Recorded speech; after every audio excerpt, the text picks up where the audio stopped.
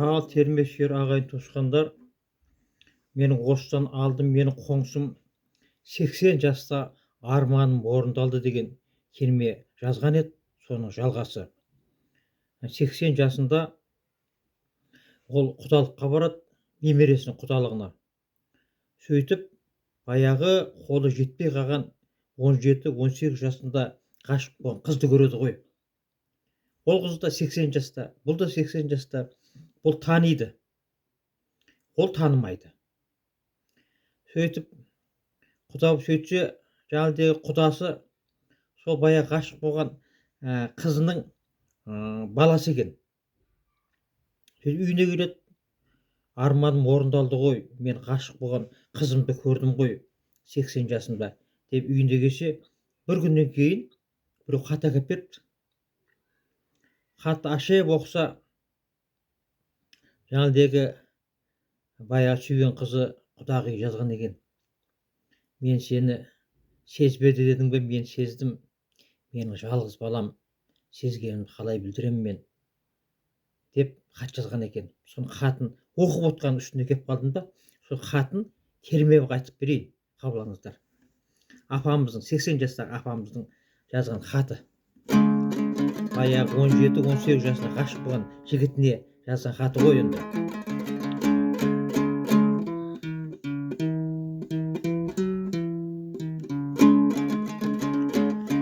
Ұмытыпты сезбеді мені деп,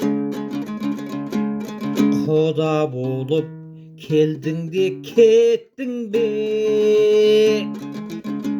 сезгенімді қалайша білдірем, құдаңыз сіздердің балам ғой жалғызым.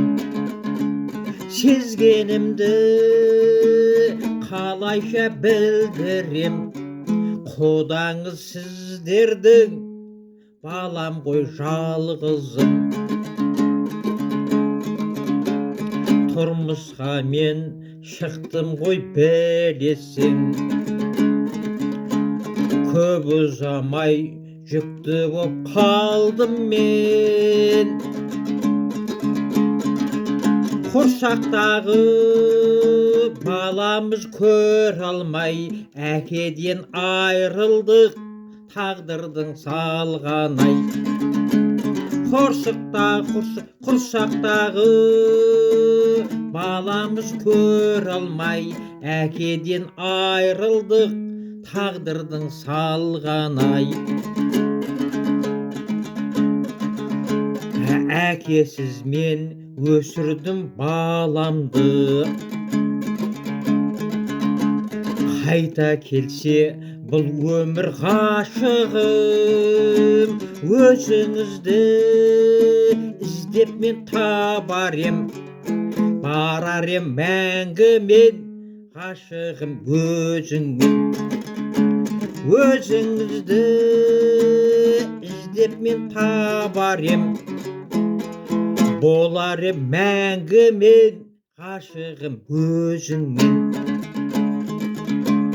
Ғашығымсың, ей ғашығымсың,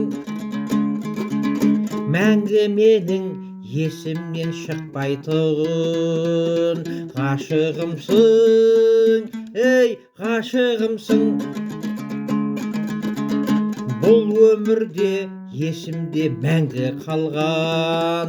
Бұл өмірде есімде мәңгі қалған деп апам хат жазған екен. Жаңағыдегі атамыз мені танымады бұл деп кетсе, апамды танып отыр екен ғой, өмір бақи ғашық болып өткен екен.